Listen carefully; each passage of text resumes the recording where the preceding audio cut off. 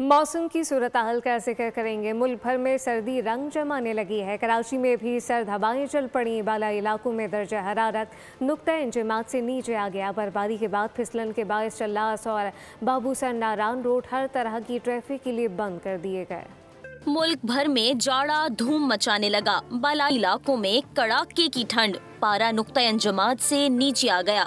इस कर्दू में दर्जा हरारत -11, लहिया में -9 और गिलगित में -6 डिग्री तक गिर गया। बाबूसर टॉप पर शदीद बर्फबारी। चलास बाबूसर नारान रोड हर तरह की ट्रैफिक के लिए बंद कर दी गई। बलोचिस्तान में भी ठरठराती सर्दी। कोयटा में दर्जा हरारत -6 डिग्री, कोयटा में -4 डिग्री सेंटीग्रेड रिकॉर्ड किया गया। कराची में भी सर्द हवाओं के डेरे। खैबर पख्तूनख्वा और पंजाब के मुख्तलिफ शहरों में भी सर्दी की शिद्दत में इजाफा हो गया।